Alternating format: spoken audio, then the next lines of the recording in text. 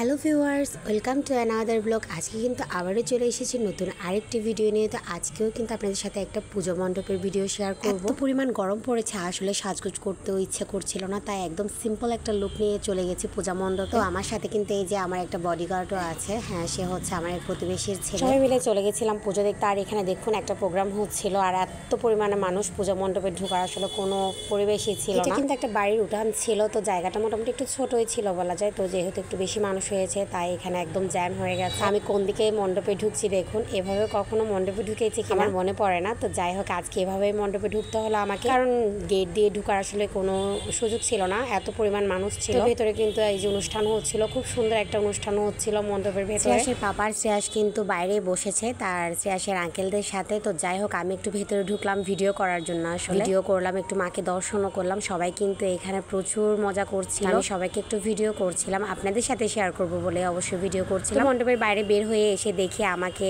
মিষ্টি খেতে দিল। যাই হোক, আমরা মা ছেলে বসে মিষ্টি খেলাম। শ্রেয়াসের পাপারা নাকি আগেই খেয়েছে। এরপরে সেখানে প্রসাদ পেয়েছিলাম, প্রসাদ পেয়ে আমরা সেখান থেকে তাড়াতাড়ি বের হয়ে গেছিলাম, বাসার উদ্দেশ্যেই চলে যাচ্ছিলাম। কিন্তু শ্রেয়াসের পাপা বলল বাসায় চলে যাবে নাকি আরো পূজা মণ্ডপ ঘুরবে, আরো পূজা মণ্ডপ ঘুরতে পারলে আসলে ভালোই লাগবে। তো আমরা আবারও সেজন্য পূজা মণ্ডপ ঘুরতে চলে এলাম। এটা ছিল একটা প্রতিষ্ঠিত জগদ্ধাত্রী মাতৃ মন্দির। তো এখানে আজকে পুজো হয়েছে, তো পরের দিন এখানে মহোৎসবের জন্য এই যে আয়োজন চলছে পুজোর পরের দিন। সেখানেও আমরা মাকে দর্শন করে মোটামুটি প্রণাম করে বের হয়ে চলে এসেছি। কোথাও কিন্তু খুব সময় বেশি ব্যয় করিনি, কারণ যেহেতু রাত হয়ে যাচ্ছিল। তো মোটামুটি অল্প কিছুক্ষণের মধ্যে যতটা পূজা মণ্ডপ দর্শন করা যায়। তো তারপরে আরেকটা মণ্ডপে চলে এসেছি। এই মণ্ডপের সাজানোটা কিন্তু আমার বেশ ভালো লেগেছে, এটাও কিন্তু একটা প্রতিষ্ঠিত মাতৃ মন্দির। তারপরে এখানে কিন্তু ডেকোরেশনটা খুব বেশি সুন্দর ছিল। তো এর পাশেও কিন্তু প্রোগ্রাম হচ্ছিল পূজা মণ্ডপের পাশে। এই মণ্ডপে হয়তো স্থানীয় শিল্পীরা সঙ্গীত পরিবেশন করছিল। তো যাই হোক, সেখানে কিছুক্ষণ দাঁড়িয়েছিলাম, অল্প কিছুক্ষণ দাঁড়িয়ে তারপরে একটু ছবি টবি তুললাম, তুলেই চলে আসলাম। পরে কিন্তু আমরা আরেকটি মণ্ডপে চলে গেলাম। এই মণ্ডপের কিন্তু সামনে গেটটা খুব বেশি ভালো লেগেছে আমার। আর এই যে আমরা ভেতরে ঢুকছি এখন। শ্রেয়াস আর শ্রেয়াসের পাপা কিন্তু আগেই ভেতরে চলে গেছিল, তো আমি একটু ভিডিও করে ঢুকছিলাম বলে আমার একটু লেট হয়ে গেছিল। তারা একটু ঢুকে আবার বের হয়ে গেছে, পরে আবার এসেছিল, কারণ শ্রেয়াস একটু ঝামেলা করছিল, রাত হয়ে গেছে, ছোট মানুষ, তার হয়তো ঘুম পাচ্ছিল। সে নাকি তার পাপাকে বলছিল বাসায় চলে যাব, বাসায় চলে যাব।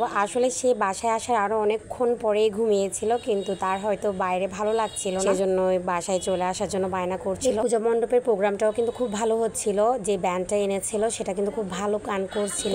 ভালো গান শুনলে না আমার খুব ভালো লাগে, কারণ আমি যেহেতু একটু সঙ্গীত প্রেমী মানুষ, ভালো সঙ্গীত শুনলে আমার ভালো লাগে। তো সেখান থেকে তারপরেও চলে আসতে হয়েছে। শ্রেয়াসের পাপা বলছিল শ্রেয়াস কান্নাকাটি করছে তাই। আর এটাই ছিল আমাদের সর্বশেষ পুজো মণ্ডপ। তো এই মণ্ডপটা ঘুরেই কিন্তু আমরা একেবারে বাসায় চলে যাব। আর এই মণ্ডপটা কিন্তু আমাদের বাসার একদম খুব কাছে ছিল। শ্রেয়াসের পাপা বলছিল আমাকে ফেলেই নাকি চলে যাবে, যদি বা পরে আমাকে অবশ্যই নিয়ে গেছে। আজকে এই ভিডিও পর্যন্তই, দেখা হবে নতুন অন্য কোনো ভিডিও নিয়ে। তখন সবাই ভালো থাকবেন, আর আমার পেজটিকে ফলো করে অবশ্যই আমার পাশে থাকবেন। টাটা।